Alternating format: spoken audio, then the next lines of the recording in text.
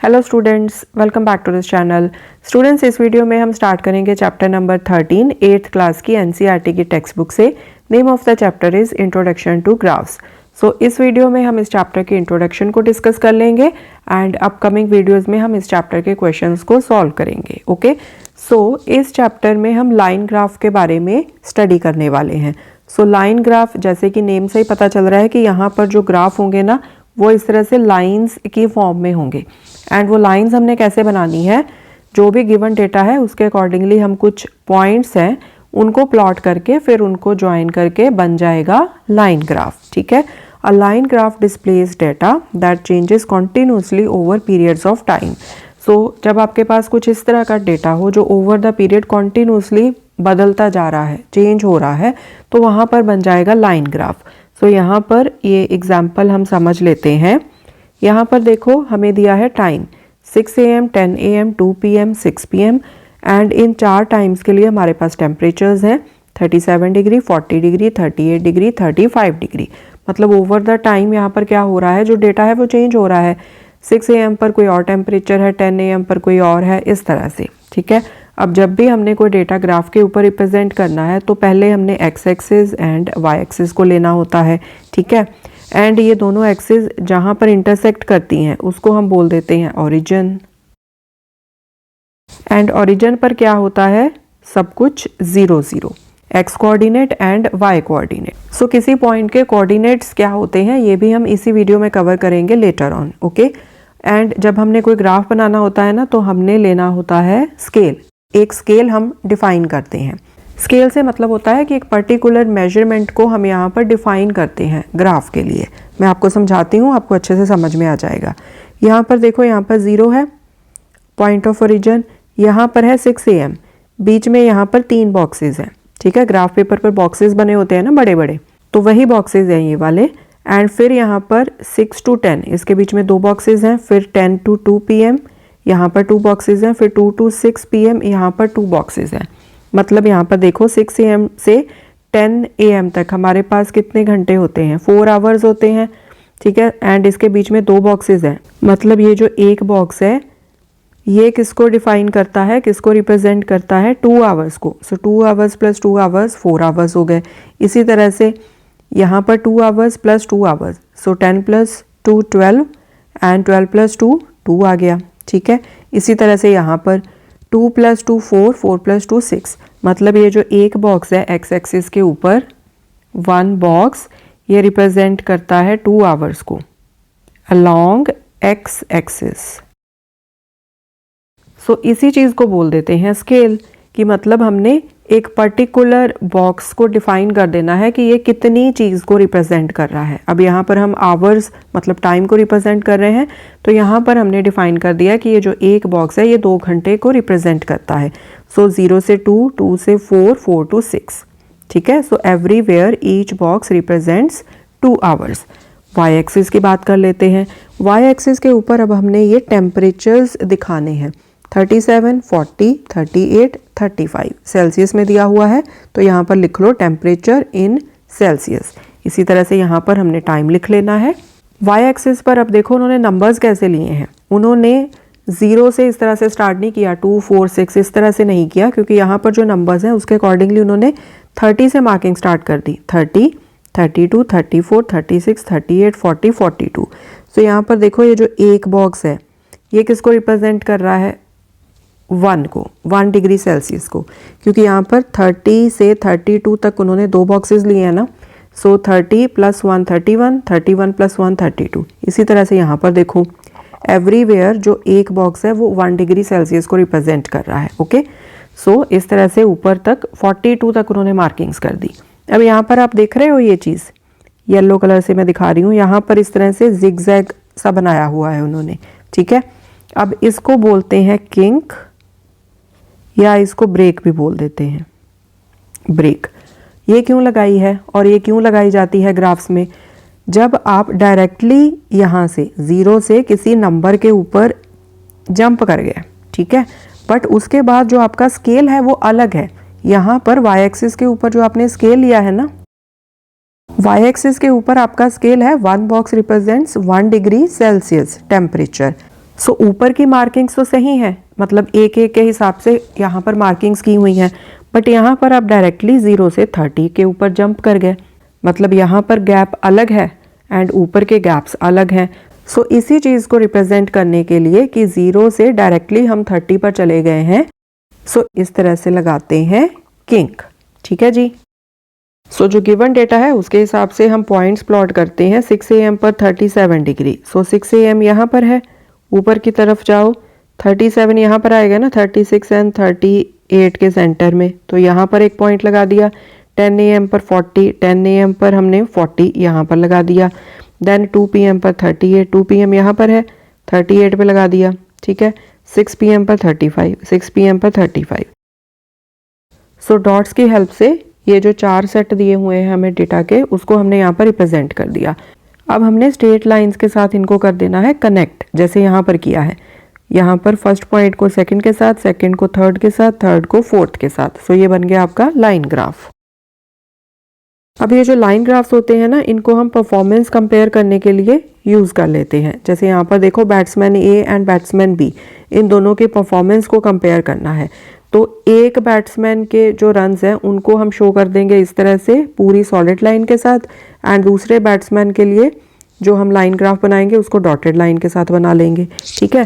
सो इन दोनों बैट्समैन के जो जो भी मार्क्स होंगे उसके अकॉर्डिंगली हम यहाँ पर डॉट्स प्लॉट करते जाएंगे। पहले एक बैट्समैन के लिए प्लॉट कर लेंगे, जैसे बैट्समैन ए के लिए जो जो भी यहाँ पर रन्स होंगे। जैसे यहाँ पर देखो, एक्स एक्सिस के ऊपर क्या लिया है, मैचेस को। सो 10 मैचेस का डेटा रहेगा यहाँ पर, एंड वाई एक्सिस के ऊपर रन्स हैं कि इन दोनों बैट्समैन ने कितने कितने रन स्कोर किए हैं। जैसे यहाँ पर देखो, पहले मैच में बैट्समैन ए ने 20 रन स्कोर कर लिए, यहाँ पर डॉट लगा दिया। फिर सेकंड में कितने किए, यहाँ पर 110 एंड 120, मतलब बीच में 10 का गैप है ना, तो यहाँ पर आ जाएगा 115। तो मतलब यहाँ पर 5 रन्स का स्केल लिया हुआ है। ठीक है। यहाँ पर देखो 90 to 100 एंड बीच में 2 बॉक्सेस हैं। सो 5 + 5 10 बन गए ना। सो मतलब जो एक बॉक्स है वो 5 रन्स को रिप्रेजेंट करता है। सो ये डॉट लगा दिया। फिर थर्ड में उसने कुछ भी स्कोर नहीं किया, 0 पर आउट हो गया, तो यहाँ 0 पर, क्योंकि एक्स एक्सिस के ऊपर 0 होता है, तो यहाँ पर डॉट लगा दिया इस तरह से। सो सभी डॉट्स को लगा के स्ट्रेट लाइंस के साथ, डॉटेड लाइंस के साथ इनको ज्वाइन कर दिया। सो ये बन गया बैट्समैन ए का ग्राफ। बैट्समैन बी का ग्राफ बनाएंगे तो सॉलिड लाइन का यूज़ कर लिया। सो बैट्समैन बी के जितने जितने रन्स रहे होंगे अलग अलग मैचेस में, उसके हिसाब से यहाँ पर डॉट्स लगा के उनको कनेक्ट कर दिया। ओके। सो ग्राफिकल रिप्रेजेंटेशन से हेल्प क्या होती है कि आप डेटा बहुत इजीली कंपेयर कर सकते हो। अगर आपको टेबल दिया हो तो आपको थोड़ा ध्यान से देखना पड़ेगा। अगर आप इस तरह से आपके पास ग्राफ की फॉर्म में हो डेटा पड़ा हुआ, तो उसको देख के आप जल्दी उसको एनालाइज कर लोगे, अच्छे से उसको आप विजुलाइज कर सकते हो। ओके। इसीलिए हम ग्राफ्स का यूज़ कर लेते हैं। सो यहाँ पर देखो, फटाफट से हमें पता चल जाएगा कि दोनों बैट्समैन्स की जो परफॉर्मेंस है वो कंपैरेटिवली कैसी रही है। अब नेक्स्ट हम एक टॉपिक को अंडरस्टैंड करते हैं कि लीनियर ग्राफ से हमारा क्या मतलब होता है। लाइन ग्राफ देखो क्या है कि जो ग्राफ लाइन की फॉर्म में हो। लीनियर ग्राफ लाइन ग्राफ ही होता है, बट यहाँ पर क्या होता है, जैसे यहाँ पर देखो, this is X axis, this is Y axis, ये ओरिजिन हो गया। लीनियर ग्राफ से क्या मतलब होता है कि आपके पास इस तरह से स्ट्रेट लाइन होती है। ठीक है। जैसे यहाँ पर है ना, ये स्ट्रेट लाइन नहीं है, यहाँ पर तो इस तरह से बन रहा है ग्राफ, कभी ऊपर चले गए कभी नीचे चले गए इस तरह से। सो ये लीनियर ग्राफ नहीं है। अगर आपके पास कुछ इस तरह से आए, एक स्ट्रेट लाइन, अनब्रोकन लाइन, इसीलिए यहाँ पर लिखा है अनब्रोकन लाइन, तो उसको बोल देते हैं हम linear graph. A line graph which is a whole unbroken line is called a linear graph. मतलब जो लाइन है कहीं पर भी ब्रेक ना हो, ब्रेक नहीं होगी तो मतलब स्ट्रेट लाइन होगी, तो उसको बोल देते हैं लीनियर ग्राफ। अब ये बनता कैसे है, नॉर्मली इस टाइप के डेटा के लिए लीनियर ग्राफ बन जाता है। जैसे कि किसी चीज़ की प्राइस है, जैसे एक एप्पल की प्राइस है 5 रुपीज़, तो 2 की कितनी हो जाएगी 10, 3 की कितनी हो जाएगी 15, 4 की कितनी हो जाएगी 20। सो इधर हम एप्पल्स का नंबर ले लेंगे, यहाँ पर मैं बना देती हूँ रफली 1 2 3 4, एंड इधर प्राइस ले लेंगे 5 10 15 20। सो यहाँ पर क्या होगा, एक एप्पल के लिए प्राइस कितनी है 5, तो यहाँ पर डॉट लग गया। 2 के लिए प्राइस कितनी है 10, यहाँ पर डॉट लग गया। देन 3 के लिए प्राइस है 15, तो कुछ यहाँ पर डॉट लग जाएगा।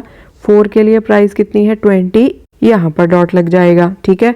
एंड फिर आप क्या करोगे, इन सभी को इस तरह से आप ज्वाइन कर दोगे, राइट। तो ये बन जाएगी एक स्ट्रेट लाइन, जैसे कि मैं आपको यहाँ पर ड्रॉ करके दिखा देती हूँ यहाँ पर। सो ये पॉइंट आ गया 1 एंड 5 के लिए, दूसरा पॉइंट आ जाएगा 2 एंड 10 के लिए, थर्ड पॉइंट यहाँ पर आ जाएगा 3 एंड 15 के लिए, 4 के लिए यहाँ पर आ जाएगा। सो इस तरह से स्ट्रेट लाइन से ये सभी डॉट्स कनेक्ट हो जाएंगे, तो इसको बोलते हैं लीनियर ग्राफ। सो यहाँ पर आ गया 1 2 3 4 मतलब एप्पल्स, यहाँ पर प्राइस 10 15 20। सो 1 के लिए 5, 2 के लिए 10, 3 के लिए 15, 4 के लिए 20। एंड अब मैं यहीं से आपको बताऊंगी कि हमने किसी पॉइंट के कोऑर्डिनेट्स को कैसे रीड करना होता है। जैसे मैंने यहाँ पर बनाया ना ग्राफ, बेसिकली मैंने क्या किया है कि मैंने पॉइंट्स के कोऑर्डिनेट्स को प्लॉट किया है, ओके। सो वो चीज़ अब हम समझते हैं डिटेल में। जब हमने किसी भी पॉइंट को ग्राफ के ऊपर रिप्रेजेंट करना होता है ना, तो हम X coordinate and Y coordinate इसके अकॉर्डिंगली हम पॉइंट्स को रिप्रेजेंट करते हैं, या फिर अगर आपको कोई पॉइंट दिया हुआ है तो उसको रीड करते हैं, ओके। अब इससे मेरा क्या मतलब है, यहाँ पर देखो इस पॉइंट के ऊपर आप फोकस करो। ये पॉइंट देखो नीचे एक्स एक्सिस के ऊपर कहाँ पर पॉइंट कर रहा है, 9 AM के ऊपर, ठीक है। एंड यही है इसका एक्स कोऑर्डिनेट। ये क्या है, दिस इज एक्स एक्सिस, ठीक है। तो एक्स एक्सिस के ऊपर जिस भी पॉइंट की हम बात कर रहे हैं वो एक्स एक्सिस को कहाँ पर पॉइंट कर रहा है वो होता है उसका एक्स कोऑर्डिनेट। तो पॉइंट के जो कोऑर्डिनेट्स है ना, हम इस तरह से रिप्रेजेंट करते हैं general X comma Y. X मतलब एक्स कोऑर्डिनेट, वाई मतलब वाई कोऑर्डिनेट। तो ये वाला जो पॉइंट है ये एक्स एक्सिस के ऊपर 9 को पॉइंट कर रहा है ना, तो 9 आ गया इसका एक्स कोऑर्डिनेट, ठीक है। अब देखो कि ये वाला पॉइंट वाई एक्सिस को कहाँ पर पॉइंट कर रहा है, 50 के ऊपर। सो 50 आ जाएगा इसका वाई कोऑर्डिनेट, ठीक है। अब यहाँ पर हमने नंबर्स लिख लिए 9,50 एंड यहाँ पर हमें पता है कि एक्स एक्सिस के ऊपर हमने क्या शो कर रखा है, टाइम, ठीक है। सो 9 AM, सो ये ऑटोमेटिकली 9 किस चीज़ को रिप्रेजेंट कर देगा, 9 AM टाइम को। एंड 50 यहाँ पर देखो वाई एक्सिस पर हम क्या रिप्रेजेंट कर रहे हैं, डिस्टेंस इन किलोमीटर्स, यहाँ पर लिख रखा है। सो 50 का मतलब है 50 किलोमीटर्स, ठीक है जी। नेक्स्ट ये वाला पॉइंट देख लो। अब ये वाला पॉइंट देखो एक्स एक्सिस के ऊपर 10 AM को रिप्रेजेंट कर रहा है ना, तो 10 आएगा यहाँ पर एक्स कोऑर्डिनेट। वाई कोऑर्डिनेट यहाँ पर 150 को रिप्रेजेंट कर रहा है, पॉइंट कर रहा है, तो 150 आ गया वाई कोऑर्डिनेट, ओके। इसी तरह से ये वाला पॉइंट देख लो, ये वाला पॉइंट नीचे 11 AM को पॉइंट कर रहा है, सो 11 आ गया इसका एक्स कोऑर्डिनेट। एंड यहाँ पर ये 200 को रिप्रेजेंट कर रहा है, सो वाई कोऑर्डिनेट आ गया 200। इसका देख लो, ये नीचे 12 को पॉइंट कर रहा है, सो 12 एक्स कोऑर्डिनेट। एंड वाई पर ये 200 को पॉइंट कर रहा है, सो वाई कोऑर्डिनेट 200 आ गया, ठीक है जी। इसी तरह से इसका भी देख लो, ये वाला 2 PM, सो एक्स कोऑर्डिनेट 2 आ गया, वाई कोऑर्डिनेट क्या आएगा, 350 को पॉइंट कर रहा है ना, तो 350, ठीक है। सो इस तरह से हम कोऑर्डिनेट्स को रीड करते हैं, ओके। अब नेक्स्ट टॉपिक हम डिस्कस करेंगे इंडिपेंडेंट एंड डिपेंडेंट वेरिएबल्स का। सो जैसे कि नेम से पता चल रहा है, इंडिपेंडेंट वेरिएबल का मतलब है कि उसकी किसी के ऊपर डिपेंडेंसी नहीं है। डिपेंडेंट वेरिएबल का मतलब है कि वो किसी चीज़ के ऊपर डिपेंडेंट है। सो यहाँ पर देखो पेट्रोल इन लीटर्स मतलब पेट्रोल की क्वांटिटी दी है एंड उसकी जो प्राइस है। अब देखो ये जो प्राइस वाला वेरिएबल है ये वाला, अब ये क्वांटिटी के ऊपर डिपेंडेंट है। अगर आप 1 लीटर लोगे तो प्राइस 50 रुपीज़ आपको पे करनी पड़ेगी, जो भी रेट है उसका। 2 लीटर्स लोगे तो प्राइस वो चेंज हो जाएगी 100, 3 लीटर्स लोगे तो 150, 4 लीटर्स लोगे तो 200। तो मतलब जो प्राइस है वो क्वांटिटी के ऊपर डिपेंडेंट है ना, जितनी आप क्वांटिटी लोगे उसके अकॉर्डिंगली जो प्राइस आपने पे करनी है फाइनल वो कम या ज़्यादा होती जाएगी। वो डिपेंड करता है कि आप कितनी क्वांटिटी में पेट्रोल बाय करते हो, ओके। सो यहाँ पर ये जो पेट्रोल है लीटर्स में, this is independent variable and जो प्राइस है दिस इज डिपेंडेंट वेरिएबल, ठीक है। सो जो वेरिएबल डिपेंड करता है अदर वेरिएबल के ऊपर कि उसके अकॉर्डिंगली जो उसकी वैल्यू है वो कम होगी या ज़्यादा, मतलब घटती बढ़ती जाएगी, that is a dependent variable. So students ये है इस चैप्टर की ब्रीफ सी इंट्रोडक्शन। सो यहाँ पर या तो आपको लाइन ग्राफ्स दे रखे होंगे, उनको रीड करके आपने क्वेश्चंस के आंसर करने हैं, या फिर जो डेटा गिवन है उसके लिए आपने लाइन ग्राफ्स को प्लॉट करना है, ओके। बहुत ही ईजी क्वेश्चंस हैं, अपकमिंग वीडियोस में हम इस चैप्टर के जब क्वेश्चन सॉल्व करेंगे तो आपको और भी ज़्यादा अच्छे से क्लैरिफिकेशन हो जाएगी। So thanks for watching, I will see you in the next video. Take care.